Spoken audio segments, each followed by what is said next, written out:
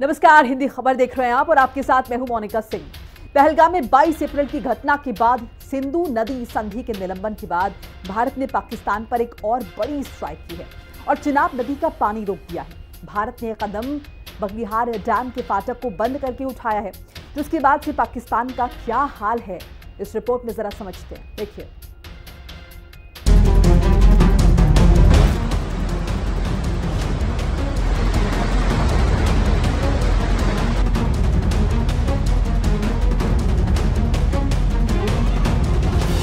भारत की पाकिस्तान पर water strike से कांपा आतंकिस्तान।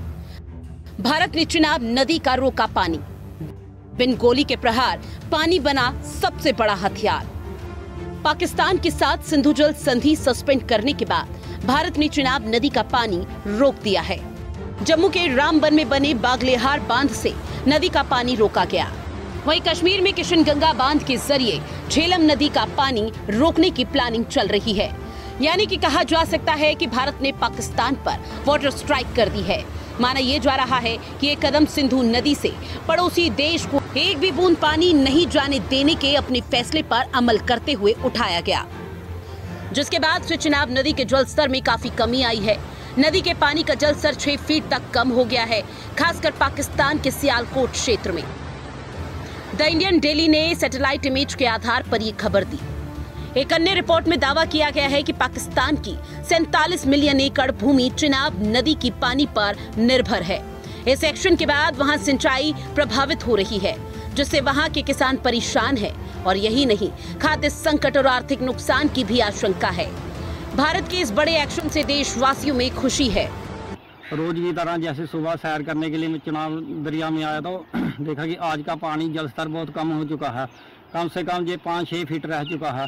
और जैसे पाकिस्तान ने पहलगाम में अटैक किया था, उसका असर आज दिखने को मिल रहा है। और हम मोदी जी से यही कहते हैं कि ये पाकिस्तान बूंद बूंद के लिए तरसे और इनका हुक्का पानी सब बंद कर देना चाहिए। ये जिंदगी में, मेरी जिंदगी में पहली बार ऐसा हुआ है। मैंने कभी ऐसा नहीं देखा है, इतना पानी कम।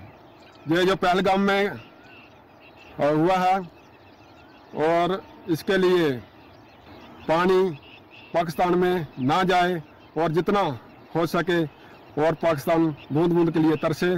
और मोदी जी से यही गुजारिश करूंगा कि इनको सबक सिखाना चाहिए हमें।